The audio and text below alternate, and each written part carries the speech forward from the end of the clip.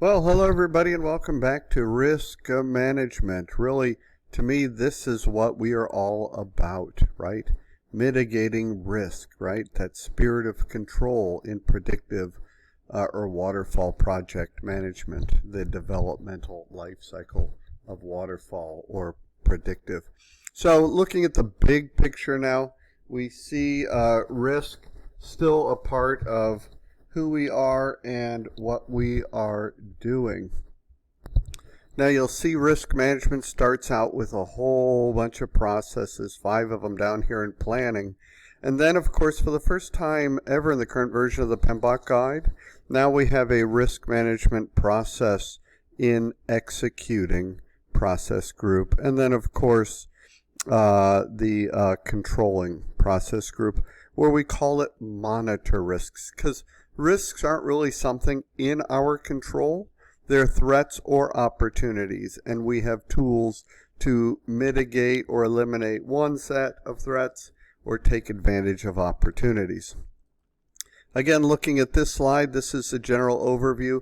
There is a process in planning where we identify all risks by process, but by philosophy, to be honest, if the test question would ask, we are always looking for new risks.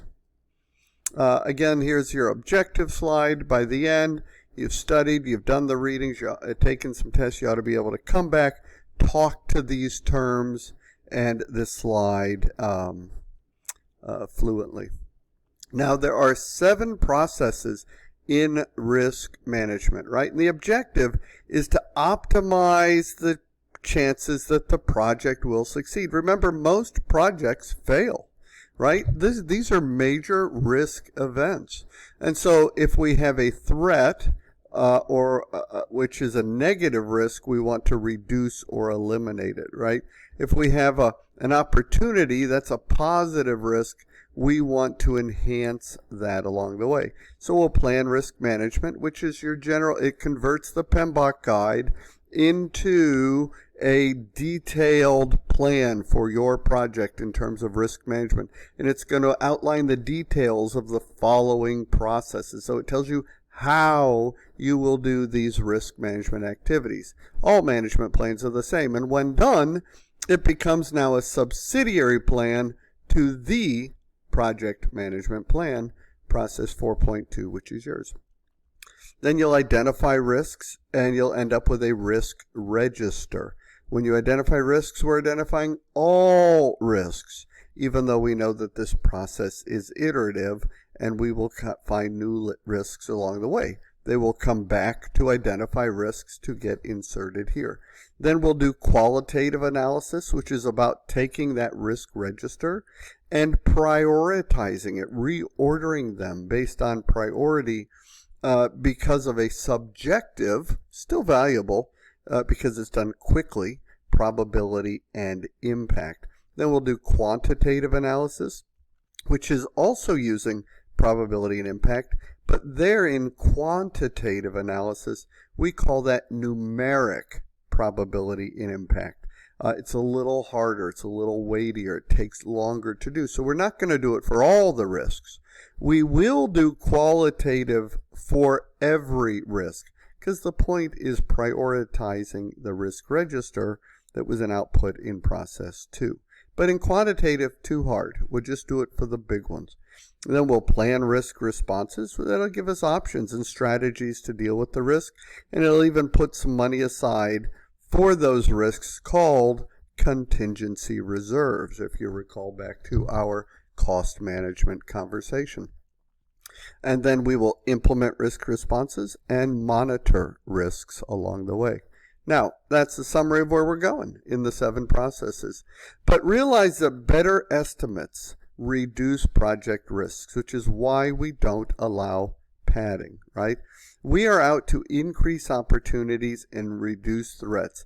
That means we need good estimates so that we can balance this iron triangle along the way with our estimating costs and estimating schedule and estimating the resources required to complete the scope.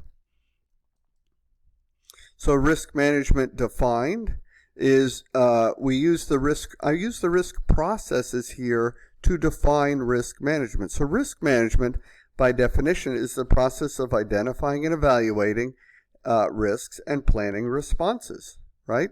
And so look at this. Risk management is planned, and then you identify the risks through the processes called identify risks, perform qualitative analysis, and quantify analysis. That's identifying and evaluating. And then you use the last two processes to plan responses. One is called plan risk responses, and the other is implementing them. And then, of course, we always have a control process. So I use the processes to help define risk management in its own terms. So risk in Agile project now will use spikes. Agile's mindset is we'd rather fail fast, because they didn't do a lot of the scope work and other planning and risk.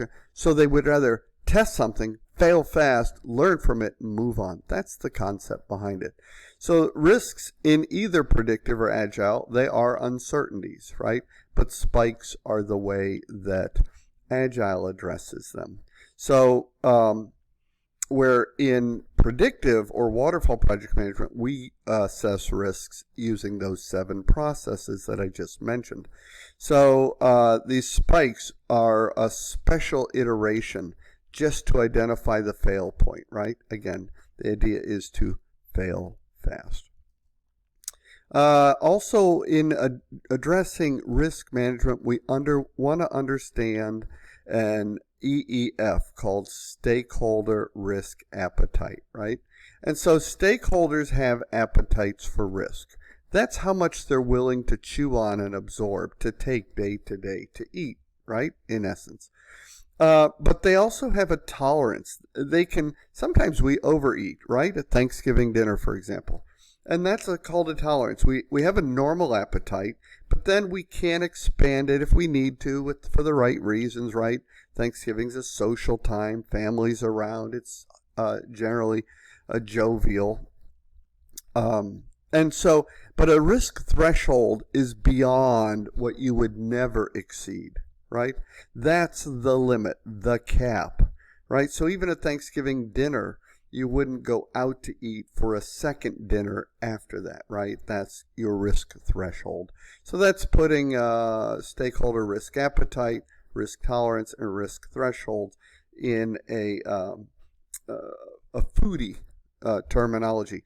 And in doing that, the stakeholder is assessing the probability of the risk and the impact, right? So the probability and impact of eating a big meal at Thanksgiving, that's not so bad. Or a normal meal. It's what's required to sustain life.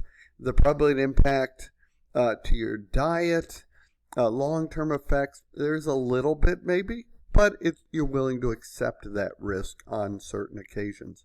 But you wouldn't go have a second meal. Okay, there we go. Now, we're going to kick off in the processes. The first one is plan risk management. This is going to ensure the right level of visibility for the stakeholders on the risks. We're getting risks from the stakeholders, just like we got requirements, quality standards, assumptions, constraints, etc. So our inputs are fairly common, but the project charter is maybe one that surprises you because high-level risks in the charter are mentioned early on. And so you've translated those from the business documents into the charter. So now you want to make sure those are pulled into the risk management plan. You'll have your project management plan, which is assessing all the other plans and the risks associated with those. Your project documents, like your stakeholder register, to go interview them. Maybe you've already annotated their risk attitude on the stakeholder register. Then you'll have tools of expert judgment, data analysis, and meetings. Data analysis will assess the stakeholder's risk appetite. It will change your response. And then the one big output is this risk management plan.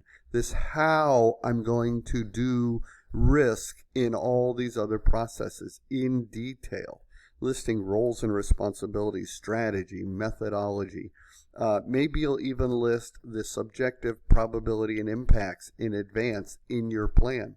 Maybe you got them from the PMO. Maybe even a funding limit for your contingency reserves. Now, in this process, you may have also created a risk breakdown structure. So RBS was also used for resource breakdown structure. As you recall, that is one of the ways to define roles and responsibilities back in resource management. Well, RBS can also be a risk breakdown structure. And we build it by using categories, right? And so you see a picture from the PMBOK guide. You could go to page 406, review it yourself, right? The RBS is, like all BSs, breakdown structures, hierarchical, right? But we use these risk categories to help us define the risk breakdown structure. And then after planning, the second process is identify risks. Here we want to identify all risks. That's the process answer. But remember, we're always looking for new risks. When we find them, we're going to send them back to identify risks, make sure they get cataloged, and then go through qualitative analysis to prioritize it. So here we're identifying all risks, and these are all individual risks. We'll even nominate, notice nominate, not assign, nominate risk owners, and we'll even jot down what we think off the top of our head might be a preliminary risk response. Now, there are a bunch of inputs, and I would know this list. The project management plan, any contracts. Contracts are risks to a project manager. All my assumptions and all my contracts go in the risk register in my mind. So agreements like SLAs, procurement documents, those all become risks. And so that's why I've expanded here on the right the iron triangle to give you a sense of all the places we're going to dig out risks to make sure that we've assessed them properly in terms of probability and impact. In identifying risks, there are a lot of tools, including expert judgment, data gathering, which included brainstorming. It's very common, right? And related terms to brainstorming are brainwriting and nominal group technique. Take a moment to look those up. We've discussed them previously, but if they're not familiar, it's a good time to look them up. And part of data gathering could also include, besides brainstorming, checklists and interviews. We can do data analysis, including root cause analysis, assumptions and constraints analysis. I put all my assumptions and constraints on the risk register, and a SWOT analysis. SWOT stands for strengths, weaknesses, opportunities, and threats. And notice this is really where risk management is focused. Opportunities that we want to pursue and maximize, or threats that we want to mitigate or avoid. And so risk is focused on this part of it. We can also use prompt lists to help identify risks. These are acronyms you'll find in the PMBOK guide, PESTLE, VUCA, and TCOP. They're acronyms, and you can see what they stand for. Pause and read them here. Know them for the exam. But they are prompt lists to make you think of other risks that may not get considered otherwise. And then we want to look for the obvious risks too, right? Business risks, or pure but insurable risks, right? Non-event risks like a variability risk. That's uncertainty about some characteristics that makes it challenging to predict the future. Or ambiguity risk, which is where we have imperfect knowledge and it leads to a lack of understanding. And so finally, we assess these non-event risks and other types of risks because our goal is to ensure project resilience, right? The existence of emergent risks, or what the PMBOK guide calls unknowable unknowns. Unknowable unknowns, and this is other sources of risk and why we want to address them to ensure project resilience. And then we have our outputs, which is a risk register and the risk report, summarized here on this slide. The risk register, the list of all risks. Next, we'll prioritize them in qualitative analysis.